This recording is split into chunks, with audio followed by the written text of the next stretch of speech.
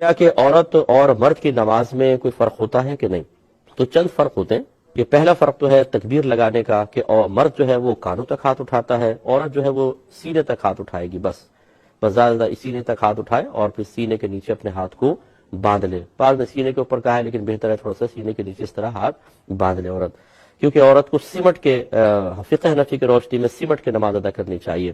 رکوع میں فرق یہ ہوتا ہے کہ مرد خود پھیل کے رکوع کرے گا اور سختی کے ساتھ کرے گا، یعنی اس کی ٹانگیں بالکل سیدھی ہونی چاہیے، ہاتھ میں بینڈ نہ ہو، بالکل سیدھے ہاتھ ہونے چاہیے، انگلیاں بہت زیادہ کھلی ہونی چاہیے اور پھیل کے کرے وہ، یعنی بہت پاؤں نہیں پھیلائے گا لیکن اچھی طرح اکڑ کر.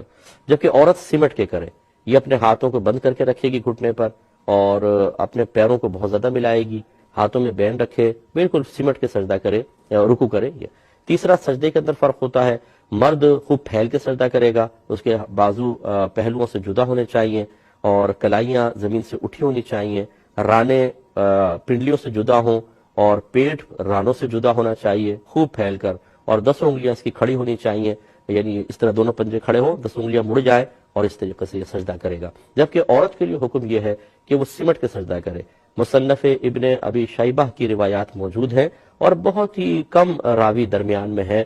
کئی صحابہ کرام سے منقول ہے کہ عورتوں کو پھیل کے سجدہ کرتے ہوئے دیکھا تو آواز لگائی. حضرت علی رضی اللہ تعالیٰ عنہ سے بھی منقول ہے کہ آپ نے فرمایا سمٹ کے سجدہ کرو.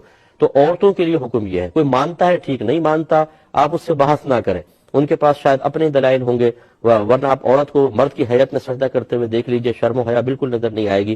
جبکہ ہمارا مذہب اسلام شرم و حیا کی تلقین کرتا ہے. پھیل کے سجدہ کرنا زیادہ سے زیادہ سنت ہوگا اور سنت ہے، اور سمٹنا اور عورت کو اپنا پردہ قائم رکھنا یہ قرآن و حدیث کی روشنی میں بہت زیادہ واجب رکھا گیا ہے. تو اس لیے صحابہ سے بھی جب ثابت ہے کہ انہوں نے عورتوں کو تلقین کی ہے تو عورت کے لیے حکم یہ ہوتا ہے کہ وہ سمٹ کے سجدہ کرے. اس کی کلائیاں اگر زمین پہ بچھ بھی جائیں تو یہ وہ مردوں کے لیے حکم ہے، عورت کے لیے نہیں. اسی طرح اپنے جسم کو سمیٹ کر رکھے، اپنے دونوں پیروں کو ایک طرف نکال کر وہ بیٹھے اور پھر اس طریقے سے سمٹ کے سجدہ کرے گی. اسی طرح اتحیات میں مرد الٹے پیر پہ بیٹھے گا اور سیدھا پنجہ کھڑا رکھے گا، جبکہ عورت جو ہے وہ دونوں پیر ایک طرف نکال کر بیٹھے گی اور پھر وہ سمٹ کے اپنا اتحیات وغیرہ پڑھے گی، تشہد پڑھے گی. آپ غور کر لیجیے گا کہ عورت پھیل کے بالکل مردوں کی طرح نماز پڑھ رہی ہو اور ایک اس طریقے سے نماز پڑھ رہی ہو، آپ دیکھیں گے کہ شرم و حیا اس عورت میں زیادہ نظر آئے گی، اس میں کم نظر آئے گی. تو یاد رکھیں کہ ویسے تو شرعی احکام جو نبی کریم صلی اللہ علیہ وسلم بیان فرماتے ہیں وہ مرد عورت دونوں کے لیے ہوتے ہیں، لیکن جب خود صحابہ کرام علیہم الرضوان بعض احکام میں عورتوں کا استثناء فرما دیں تو پھر اس میں فرق پیدا ہو جاتا ہے اور فرق کرنا ہوتا ہے. تو اس لیے جو آپ کو بتایا اس پر عمل پیرا ہونا چاہیے.